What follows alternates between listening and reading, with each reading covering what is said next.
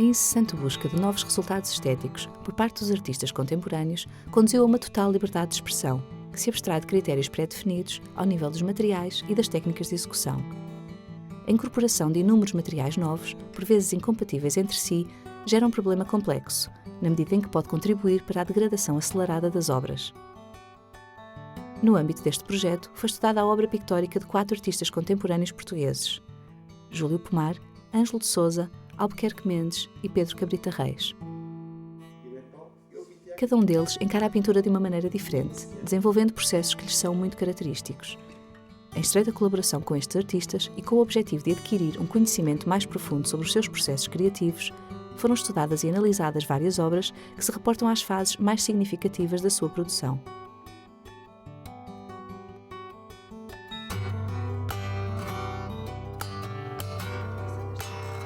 Júlio Pomar conta com uma vasta obra desenvolvida ao longo de mais de 60 anos de trabalho.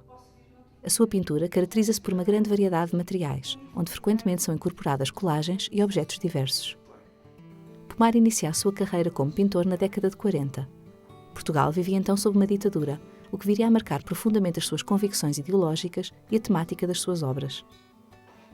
O realismo foi a primeira forma que tomou a minha relação de pintor com o mundo. O movimento do neorrealismo caracteriza esta primeira fase da sua produção, de que se pode destacar a pintura O Cabouqueiro, em que a cor é explorada intensamente e a figura é revelada através de uma simplificação e organização das formas. Em busca de novas linguagens pictóricas de caráter mais informal e abstrato, em meados dos anos 50, Júlio Pomar abandona o neorrealismo. A expressão do gesto, a exploração da linha e a abertura das composições a linguagens pictóricas mais informais irão marcar, a partir daqui, todos os períodos seguintes da sua carreira. Em meados dos anos 60, já em Paris, onde passa a morar, Júlio Pomar deixa gradualmente o óleo para pintar com emulsões acrílicas. Após um período onde a dissolução da forma o aproxima de uma total abstração, Pomar assimila as técnicas da colagem e da assemblagem. A sua pintura assume então uma maior definição do contorno e uma crescente nitidez do recorte das formas. A pintura de Júlio Pomar passa ainda por outros períodos, mas a exploração das potencialidades dos diferentes materiais é uma característica que persiste até à atualidade. Algumas das séries sobre animais das décadas de 70 e 80 são um claro exemplo disso. A certa altura, passa a juntar telas de diferentes dimensões, construindo formatos pouco convencionais. A textura intencionalmente lisa das camadas de tinta contrasta com o efeito tridimensional obtido pela inserção de objetos. Usando preferencialmente emulsões acrílicas mais pastosas, Pomar sobrepõe ainda tintas de cores diferentes que combinam vários graus de espessura. A raspagem da superfície com lâminas de barbear permite obter um jogo de cores a partir das camadas de tinta subjacentes.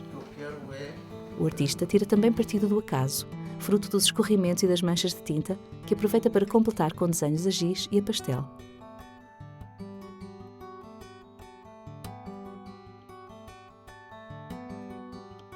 Ângelo de Sousa revela um profundo conhecimento dos materiais que utiliza e procura tirar partido de todas as suas potencialidades plásticas. Apesar de ter sido instruído na pintura a óleo, o artista explorou várias técnicas. Começa por pintar em encáustica, uma tinta obtida através da mistura de cera fundida com pigmentos, tendo passado depois às tintas de offset. Mais tarde, recorre à mistura de guaches com cola vinílica, aderindo às emulsões acrílicas nos anos 70, quando estas chegam a Portugal. Em relação às camadas de preparação, recorre frequentemente a uma base acrílica ou vinílica. A preocupação com os materiais leva-o frequentemente a registar no reverso das pinturas os materiais utilizados, como o tipo de tinta, de verniz ou até mesmo a forma como a pintura deve ser vista. O artista passou da figuração à abstração. Durante quase 3 décadas, dedicou-se às suas séries monocromáticas, pintando apenas com as 3 cores primárias, a que adicionava preto em combinações infinitas. Esta decoração é essencial à definição e ao entendimento do seu trabalho. Após alguns interregnos na pintura em finais dos anos 90, Ângelo de Sousa passa a explorar formas geométricas em configurações modulares e a utilizar todas as cores disponíveis. A aparência depurada das suas pinturas é uma constante na carreira de Ângelo de Sousa.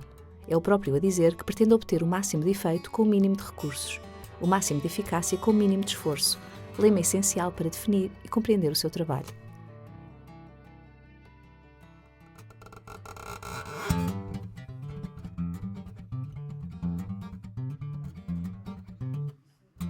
Albuquerque Mendes é um dos artistas que se afirma ao longo da década de 80. A sua obra está ligada à performance e à pintura, que é habitualmente conotada com a nova figuração. A necessidade de explorar diferentes técnicas leva-o a pintar a série de retratos de Marcel Duchamp. Embora todos representem o mesmo motivo, o artista pretendeu que os trabalhos fossem diferentes ao nível das técnicas de execução, conferindo-lhes ora um carisma ticiano, ora impressionista, ou ainda polockiano, com drippings e escorrimentos de tinta. Albuquerque Mendes explica como preparou as telas para criar vincos que conferem efeitos de textura ao suporte. Passava um bocado de cola, deixava secar, depois voltava a molhar e meto na máquina de lavar. Portanto, ficava tudo enrolado, porque as máquinas... Claro. Era impossível, nunca mais se consegue pôr naquela linha. As análises efetuadas às camadas pictóricas confirmaram a presença de uma enorme variedade de materiais, nomeadamente tintas vinílicas, acrílicas e alquídicas. Se nas obras de grandes dimensões há uma enorme anarquia de materiais, o mesmo não se verifica em pinturas mais pequenas, como em Malefícios da Virtude. A ideia inicial era a de criar uma paisagem que lembrasse os calendários do século XIX. O boneco e a peça de dominó servem de alusão ao jogo. Os estalados que se observam foram criados de forma intencional através da utilização de materiais secativos ou da colocação das obras no frigorífico, seguida da aplicação de calor com secador de cabelo. A experimentação é uma constante na obra de Albuquerque Mendes. São desse exemplo estes dois retratos executados segundo materiais e técnicas diferentes.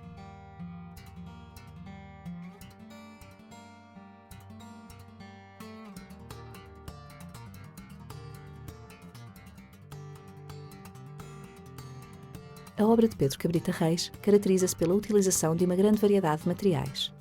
É vulgar a presença de materiais de artista, como acrílicos, misturados com outros industriais, sejam tintas de esmalte, tintas aquosas de revestimento de paredes e outros ligados à construção civil. Na pintura O Desejo do Eterno, uma obra dos anos 80, Cabrita Reis lembra-se de ter usado tintas industriais aplicadas à mão. As telas são pintadas com um material novo e que eram umas tintas para a época, eram revolucionárias, umas tintas chamadas IT. Ora, o que é que estas tintas tinham de fascinante? Primeiro, foi a primeira vez que alguma vez se ouviu falar de esmaltes aquosos. Portanto, era uma tinta que era de esmalte, mas que, contudo, era à base de água. O que é que isso representa? Representa enorme rapidez na secagem e imensas facilidades de lavar materiais. Portanto, o fator de rapidez sempre foi fundamental no meu trabalho. S-Painting é representativa de uma outra fase desenvolvida nos anos 90, em que o artista cria texturas muito diversificadas. O momento do fundo tem o mesmo protagonismo conceptual que o momento da forma que pintamos o fundo. O fundo era primeiro coberto à espátula, e por espátula entendemos até um bocado de madeira, para arrastar, de betumes acrílicos, de endurecimento rápido e muito fortes, que criam uma textura que depois, pintada com uma tinta extremamente liquefeita, tinta essa que basicamente são vernizes e solventes sintéticos com um pouco de cor, por exemplo, um verniz um diluente celuloso, um bocado de verniz. Na série Grids, Cabrita Reis aplica a tinta diretamente do tubo na superfície da tela. É possível estabelecer uma relação entre estas pinturas e algumas esculturas do autor em que se explora a mesma temática. Do ponto de vista da integração nas tendências da arte contemporânea, Cabrita Reis não tem uma filiação direta numa corrente artística.